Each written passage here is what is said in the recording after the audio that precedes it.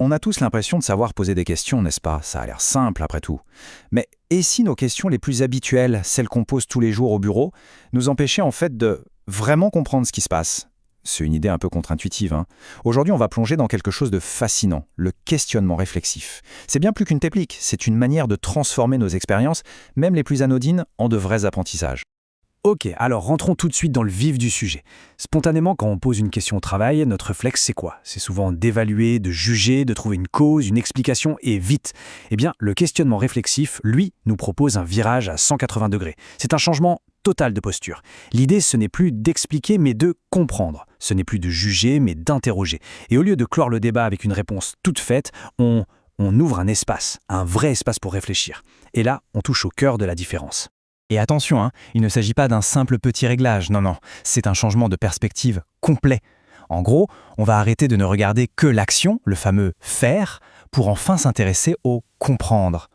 L'image qui vient, c'est un peu comme si on passait d'une caméra qui filme juste la ligne d'arrivée, le résultat final, à une autre caméra beaucoup plus intéressante qui, elle, filme tout ce qui se passe en coulisses pendant la course.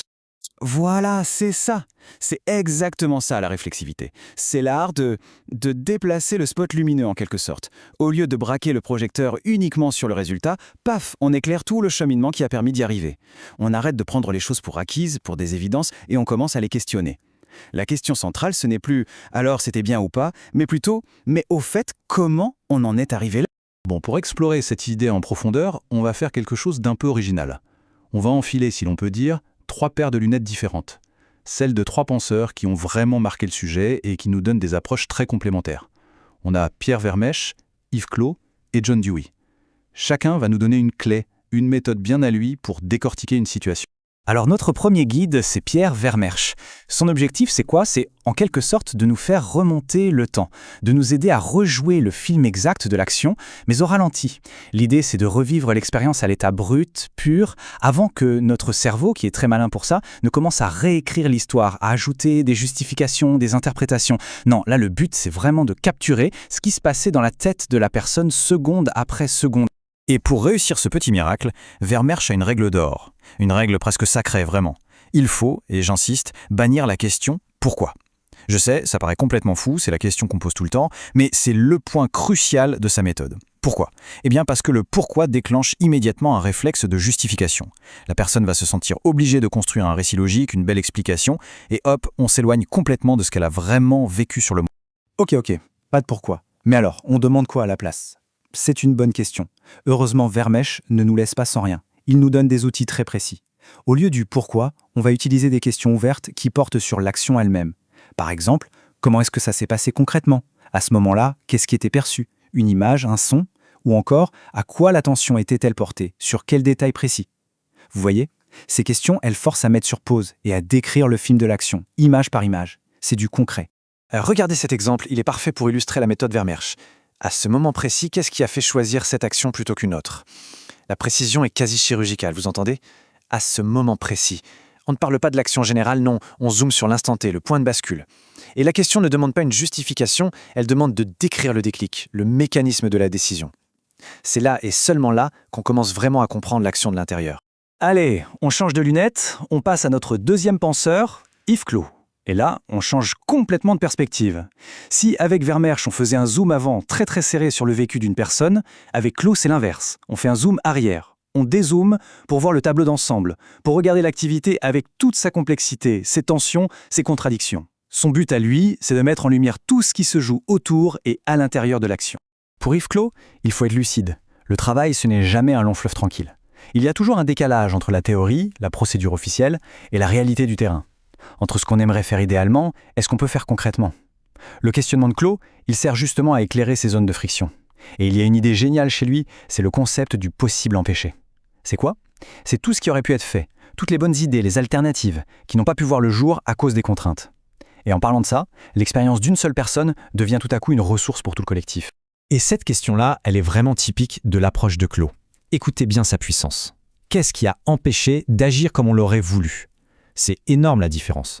On ne demande pas pourquoi ça a raté ou quelle erreur a été commise, non. On demande quelles sont les contraintes qui ont pesé sur l'action. D'un coup, on déplace le projecteur. Ce n'est plus la faute de l'individu, c'est une invitation à analyser le système, les règles, le contexte. Ça ouvre une discussion hyper riche sur les vraies difficultés du métier. On enfile notre troisième et dernière paire de lunettes, celle du philosophe John Dewey. Et avec lui, on enfile aussi le trench coat de l'enquêteur. Pour Dewey, la réflexion, ça ne sort pas de nulle part. Ça démarre toujours quand il y a un grain de sable dans la machine. Un trouble, comme il dit. Un problème, une surprise. Bref, un moment où la routine confortable est brisée. Ce qui est passionnant dans cette approche, c'est que le point de départ, c'est une friction. C'est quand ça coince, quand quelque chose ne se passe pas comme prévu, que la pensée se met vraiment en route. Et le rôle du questionnement, pour Dewey, c'est de prendre cette sensation un peu floue de « Ah, il y a un truc qui cloche », le fameux trouble, et de la transformer en un problème bien formulé, bien défini. Et une fois qu'on a un problème clair, eh bien on peut commencer à enquêter sérieusement. Et voilà la question qui lance l'enquête à la Dewey. C'est la première question du détective en quelque sorte.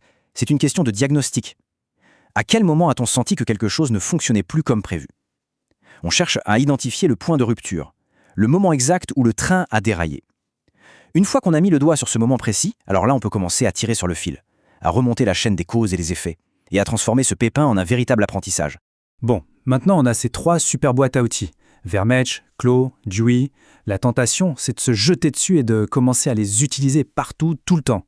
Mais attention, vraiment, ce ne sont pas des questions qu'on pose à la légère entre 2 portes près de la machine à café. Ce serait non seulement inutile, mais ça pourrait même être contre-productif. Pour que ça marche, il faut créer un cadre bien précis. Pour que ce genre de questionnement puisse vraiment porter ses fruits, il y a 3 piliers, 3 conditions absolument non négociables. Le premier, c'est la sécurité. La personne qui s'exprime doit se sentir en totale confiance, savoir qu'il n'y aura aucun jugement et que tout restera confidentiel. Le deuxième pilier, c'est la posture de celui ou celle qui questionne. Ce n'est pas un juge ni un chef qui cherche des solutions. C'est un médiateur, un facilitateur. Son seul rôle, c'est d'aider l'autre à penser. Et enfin, le troisième pilier, c'est le temps. La réflexion profonde, ça ne se fait pas en 5 minutes. Il faut accepter que le processus soit long. Alors, au final, si on assemble toutes les pièces du puzzle qu'on vient de voir, c'est quoi le but de tout ça? L'objectif ultime, c'est de prendre une expérience vécue, qui est souvent un peu floue, un peu confuse dans notre mémoire, et de la transformer.